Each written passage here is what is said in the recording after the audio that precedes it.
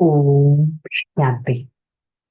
బ్రహ్మబాబా జీవిత చరిత్ర కంటిన్యూ చేస్తున్నాం.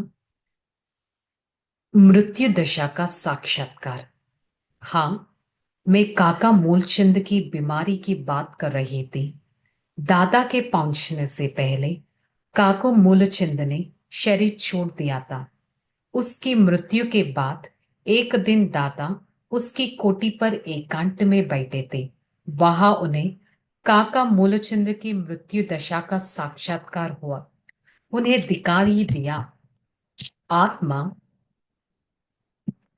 आत्मा मस्तक से अलग होती गई। सत्ता छोड़ते छोड़ते वह पाँव के अंगूठी तक आई। फिर धर्म थर्मोमीटर के पारे तरह धीरे धीरे ऊपर चढ़ते चढ़ते मस्तक पर आई। इस प्रकार उन्हें मृत्यु दशा का साक्षात्कार हुआ। काका मूलचंद की मृत्यु दशा का साक्षात्कार के लगभग एक सप्ताह के अंदर दादा के एक साक्षात्कार हुआ। दादा ने देखा विष्णु अपने सामने प्रकट होकर कह रहे हैं, अहम चतुर्भुज तत्त्वम।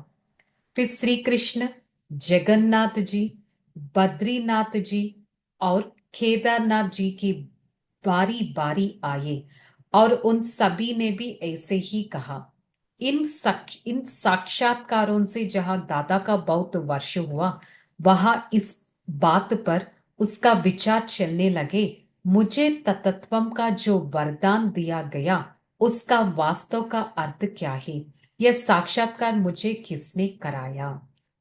సో దాదావారి పెద్దనాన్న ఎలా అయితే శరీరం వదిలేశారో, ఆ శరీరం వదిలేసిన మృత్యు దశ యొక్క సాక్షాత్కారం అయింది దాదాకి.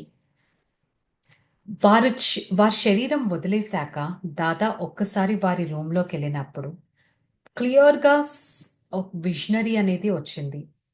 ఆత్మ ఈ శరీరం నుంచి కిందకి వస్తూ బొటన వేలు దగ్గరికి వస్తూ మళ్ళీ ఆత్మ థర్మోమీటర్ లాగా పైకి వెళ్తూ ఇలా పైనుంచి వెళ్ళిపోయినట్టు. ఎట్ ద సేమ్ టైం ఒక వారం తర్వాత దాదాకి చతుర్భుజ సాక్షాత్కారం కూడా జరిగింది. ఎట్ ద సేమ్ టైం మీరే ఆ చతుర్భుజము, మీరే తతత్వం, మీరే ఆ సాక్షాత్కారం అనేది కూడా అయింది. శ్రీకృష్ణుడి సాక్షాత్కారం, జగన్నాథుడి సాక్షాత్కారం, కేదార్నాథుడి సాక్షాత్కారం, బద్రీనాథుడి సాక్షాత్కారం అన్నీ జరుగుతూ తతత్వం అనేది వినిపిస్తూ ఉంది.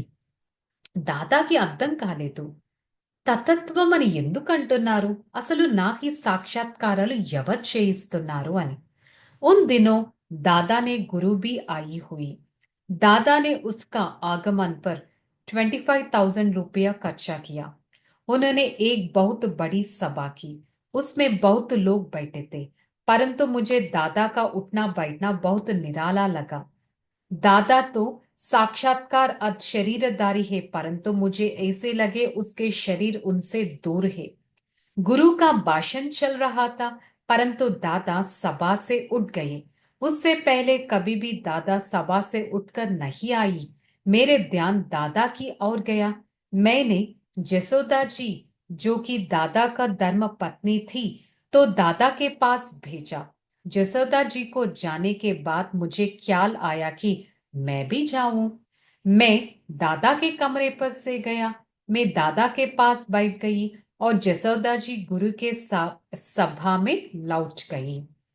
దాదా ఆ రోజుల్లోనే 25,000 రూపీస్ ఆ రోజుల్లోనే ఖర్చు పెట్టి వారి గురువు యొక్క సభను ఏర్పాటు చేశారు. సో దాదా దాదా యొక్క ఎవరైతే కోడలు ఉంటారో తని విషయాలు చెప్తున్నారు. దాదా కూర్చున్నప్పుడు చాలా డిటాచ్డ్ గా ఉన్నట్టు అనిపించింది. వారు వేరు, వారి శరీరం వేరు, ఎవరో వారిని నడిపిస్తున్నారు. ఒక లైట్నెస్ అనేది ఎక్స్పీరియన్స్ అయింది. గురువు భాషణ జరుగుతున్న దాదా కాసేపు కూడా గురువు సభలో కూర్చోలేకపోయారు. ఇంతకు ముందు ఎప్పుడు కూడా అలా లేసి వెళ్ళింది లేదు. సో ప్రతి ఒక్కరు గురువు భాషణ వింటుంటే నా ధ్యాస, కోడలు చెప్తున్నారు, నా ధ్యాస మాత్రం దాదా వైపుకే ఉంది. నేను జసోదాజీ ఎవరైతే దాదా యొక్క ధర్మపత్ని ఉన్నారో తనకి చెప్పాను దాదా లేసి వెళ్ళిపోతున్నారని. కానీ నేను కూడా ఆగలేక నేను కూడా దాదా వెనుకాలే వెళ్ళిపోయాను. జసోదాజీ మళ్ళీ ఆ సభలోకి వచ్చి కూర్చున్నారు. विश्व के इतिहास में एक अत्यंत महत्वपूर्ण वृत्तांत। मैंने देखा दादा अद्दात बाबा के नेत्रों में इतना लाली थी, ऐसे लगता था जैसे कि उसमें कोई लाल बत्ती जग रही है। उसके चेहरे में एकदम लाला था, कमरा प्रकाशमय हो गया। मैं भी शरीर बांध से अलग मैंने अशरीरी हो गया। इतने एक आवाज ऊपर से आती मालूम हुई, जैसे दादा के मुख से कोई दूसरा बोल रहा है। वह आवाज पहली धीमी थी, फिर धीरे धीरे ज्यादा हो गया। आवाज वही था। कौन सा आवाज? निजानंद रूपम शिवोहम शिवोहम, ज्ञान स्वरूपम शिवोहम शिवोहम, प्रकाश स्वरूपम शिवोहम शिवोहम। फिर दादा के नैने बंद हो गया। సో అప్పుడు దాదా కళ్ళు చాలా ఎర్రగా అయిపోయాయి. వారి ఫేస్ కూడా ఎర్రగా అయిపోయింది. రూమ్ అంతా రెడ్నెస్ తో ఉంది. ఒక భయంకరమైన ప్రకాశం కనిపించింది. నేను కూడా చాలా అశరీరిగా డిటాచ్డ్ గా అయిపోయాను. సో దాదా నోటి నుంచి ఈ విధంగా శివోహం శివోహం అనేవి వినిపిస్తూ ఉన్నాయి. मुझे आज तक अनुभूति दृश्य बोलते ना वह आवाज ही बुलाई जा सकती, वह वातावरण अस्मरणीय है। उस समय अशरीरी अवस्था मुझे अच्छी तरह याद आया. సో తను చెప్తున్నారు, నాకు ఇంకా ఆ ధ్వని నా కళ్ళ ముందే కనిపిస్తుంది. ఆ ధ్వని నాకు చాలా బాగా నేను గుర్తు పెట్టుకోగలను. ఆ ధ్వనిని నేను ఎప్పుడు మర్చిపోలేను. ఇప్పుడు కూడా నేను అలాంటి అశరీరి స్థితిని ఎలా మెయింటైన్ చేశాను అనేది నాకు గుర్తుంది అని ఈ విధంగా దాదా కోడలు చెప్తున్నారు. ఓకే, దీని హిస్టరీ మళ్ళీ రేపు కంటిన్యూ చేద్దాం. ఓం శాంతి.